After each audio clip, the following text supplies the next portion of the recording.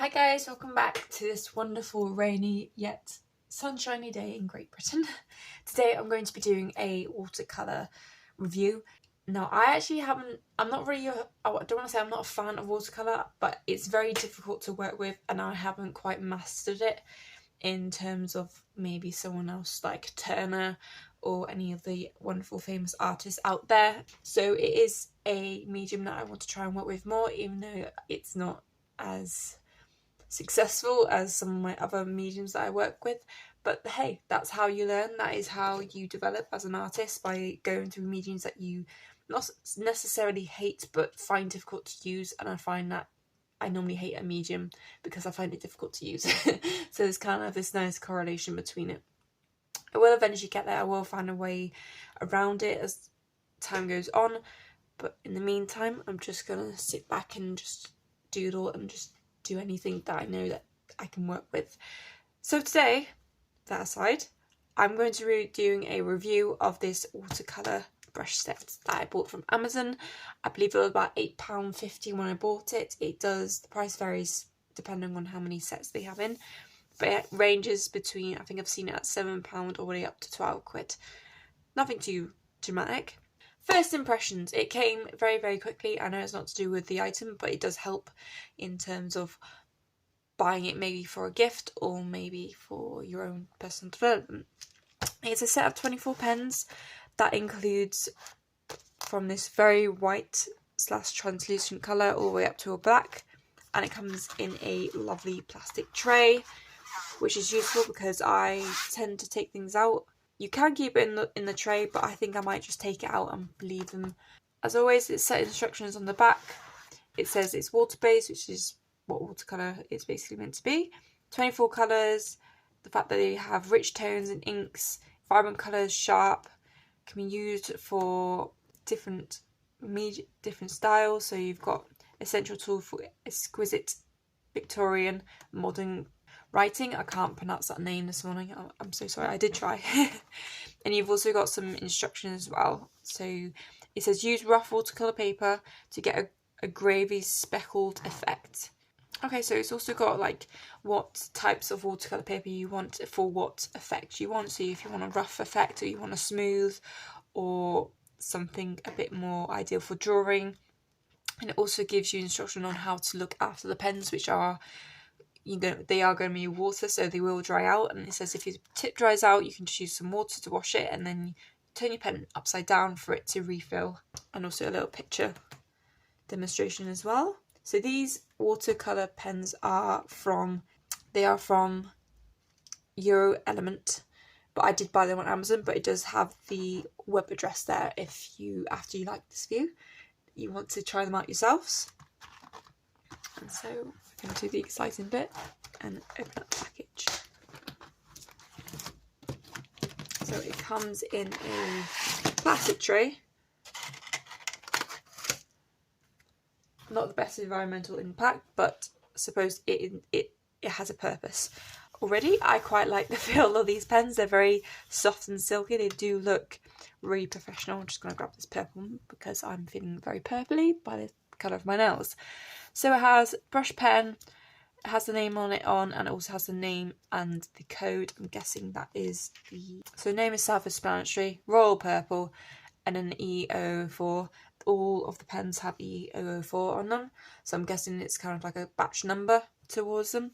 You have this really nice plastic lid and also a really lovely felt tip, and so you could probably go on top like so.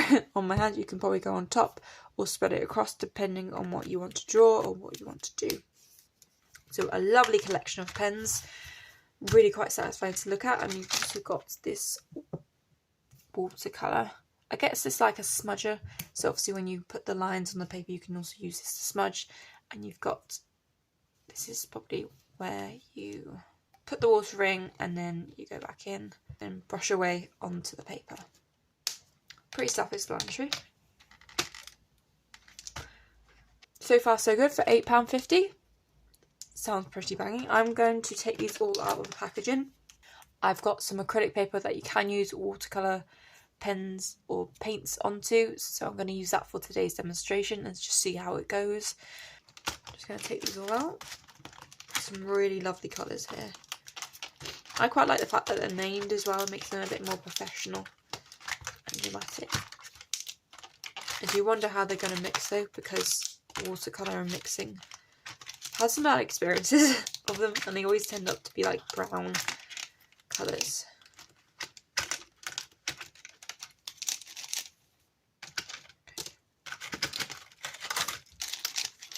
So this is acrylic paper from Winsor & Newton. I will leave a link in the description box below. I have actually done a review on it where I have used watercolour on it, so that's why I'm using it. I don't have actually watercolour paper to use it on, but for me, just because it's not called watercolour paper doesn't mean you can't use it. You just have to find a way around it, and this is quite smooth anyway, so I feel like the outcome is going to be smooth.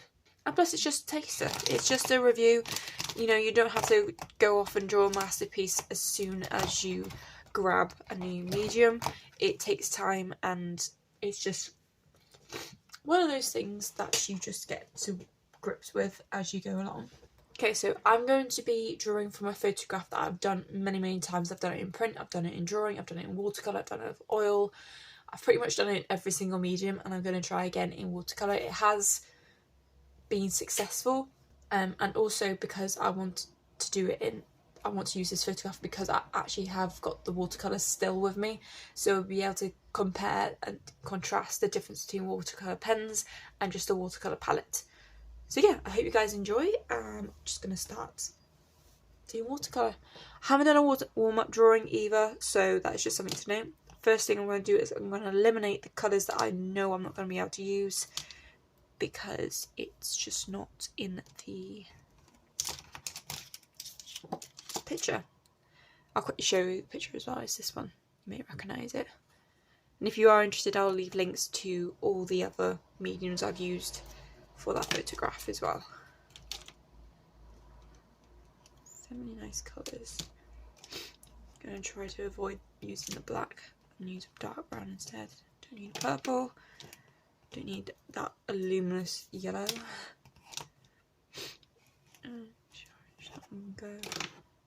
Go.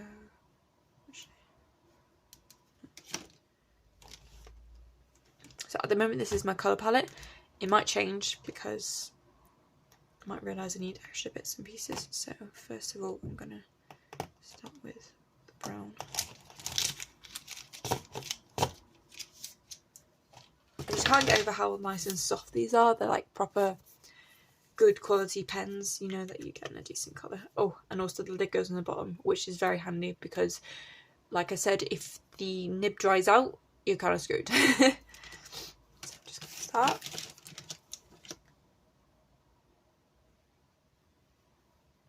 Ooh, pigment is definitely there.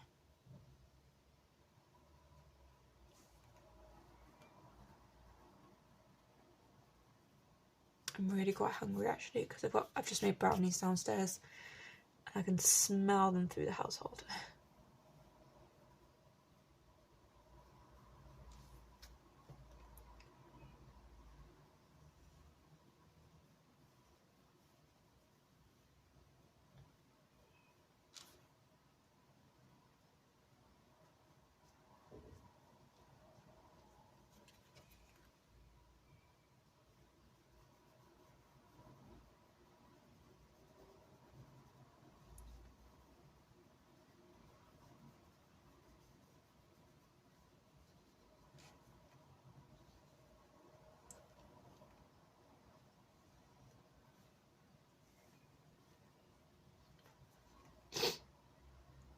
I'm really finding it quite hard to be able to draw very light shades.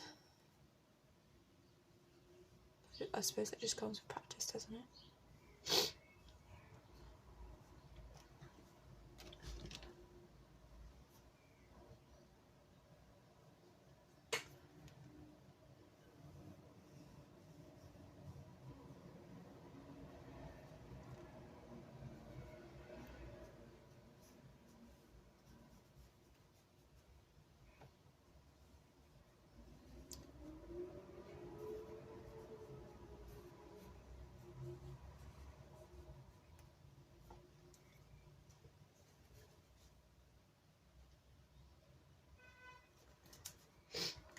wash my face.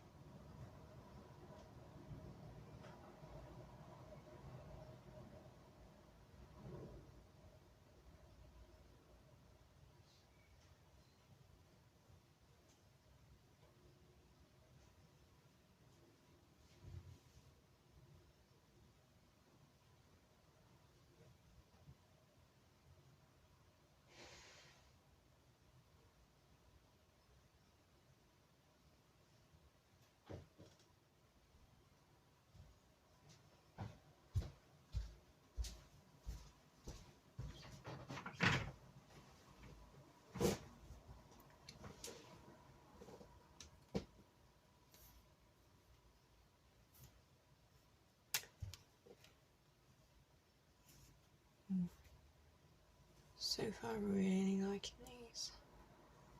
And it's very much more vibrant than the watercolour, because you have to be a bit more delicate with the watercolour. Add on layers, but here you just add it on. I suppose you can go back over it whilst it's dried.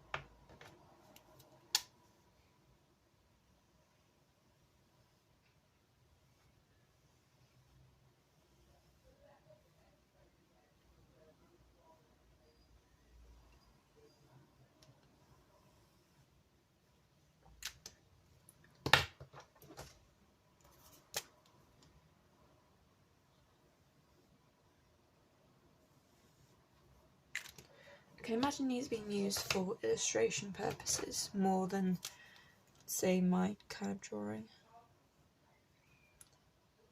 Just because they are so vibrant.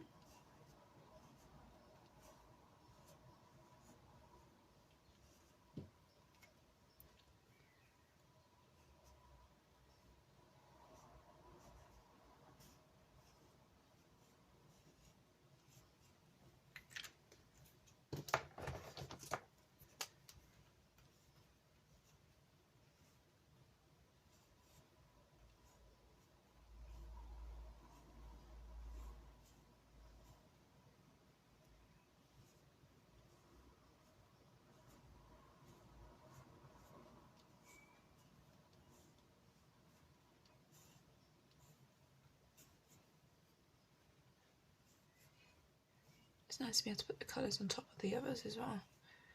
As you can see, I've put the yellow on top of the green, darker greens. It creates a different shade.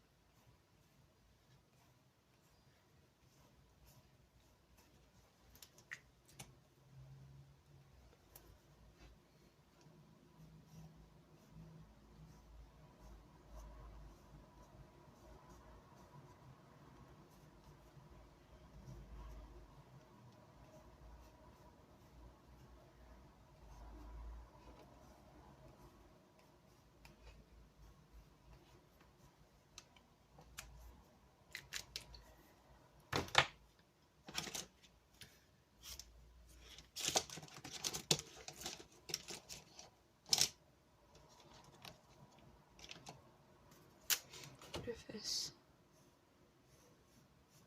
That's all works.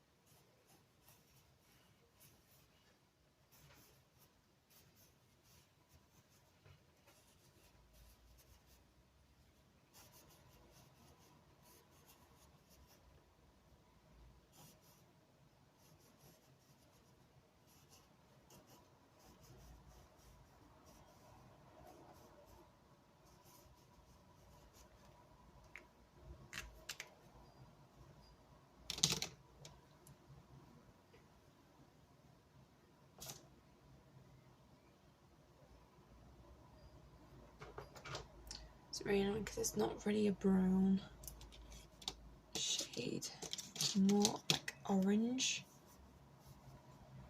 that I can use. I mean, the only brown is this one, which I've used already.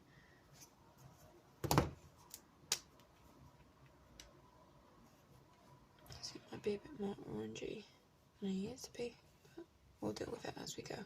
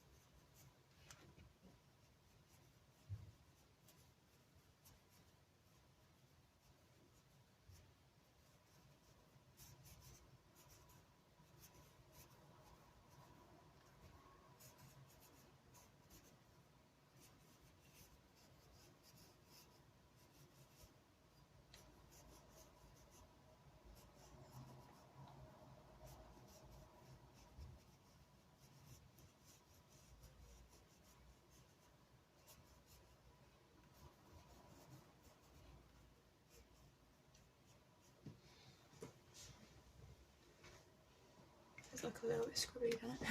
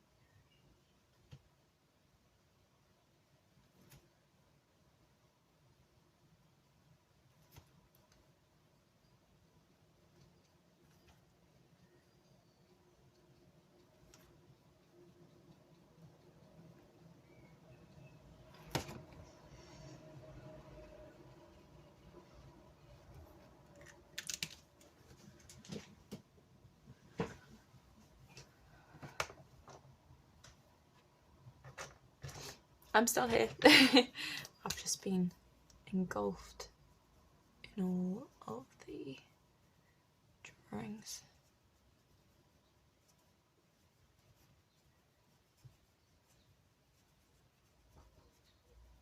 This green is really good as a background colour, just a filler, because all the other colours seem to sit on top, but you can still see it underneath.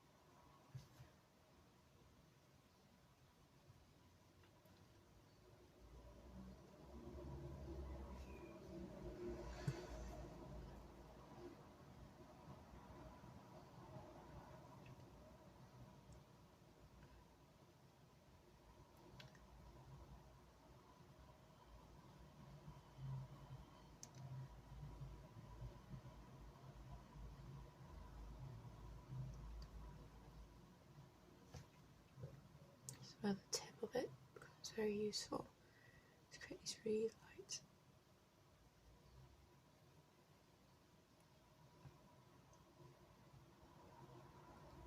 swirls.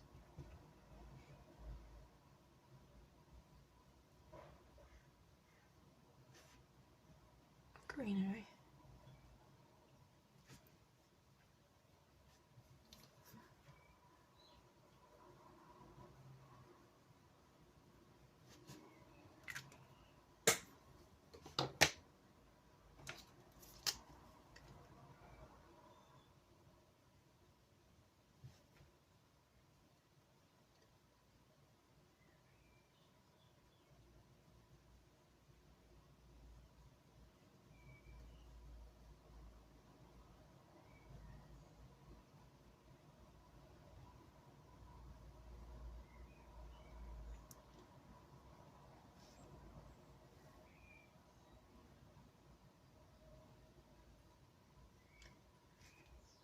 Very good to green this one as well, because you can just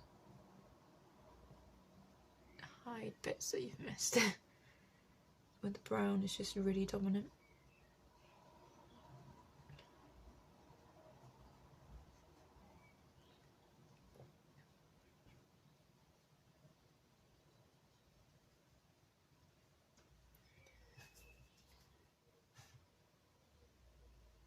Just adding bits down here as well. Just to break up some of the greens, because it can be really dominating and flat.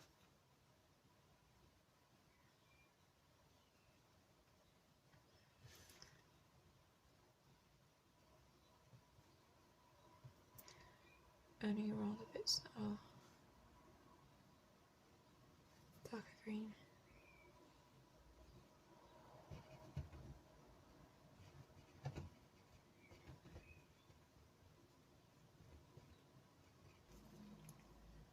A mountain.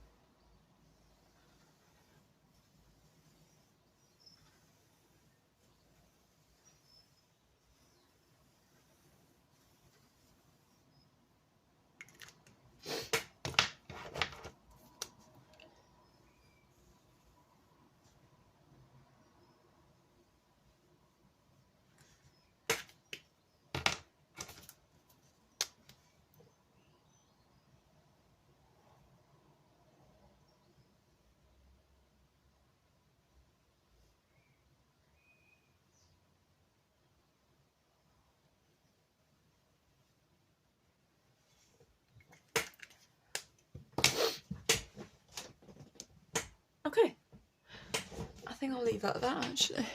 I thoroughly enjoyed every single mark that these pens were able to give me.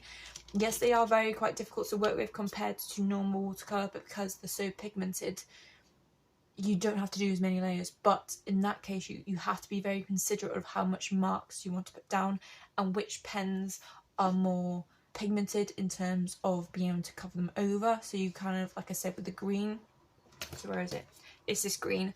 This green you can very much use as a back base, and other colours will happily sit on top of it, which I've done towards the very top of the piece of paper, whereas some of them are very dominant. So like this green, which is the green, which is the main green all the way along here, it is very dominant, so it's hard to go over with. You can influence a little bit with like adding a yellow shade to it, but it only just slightly lightens it. It doesn't allow it to be overrun. But with that in mind, I think it's just one of those mediums that you have to continuously work with and work out what you want from it and which shades are actually the more dominant shades rather than the lighter shades. But I thoroughly enjoyed this process. I do think these are much more better for illustrations rather than, let's say, landscapes. But that was my first thought. I feel like if you're a graphic student, these are perfect for you.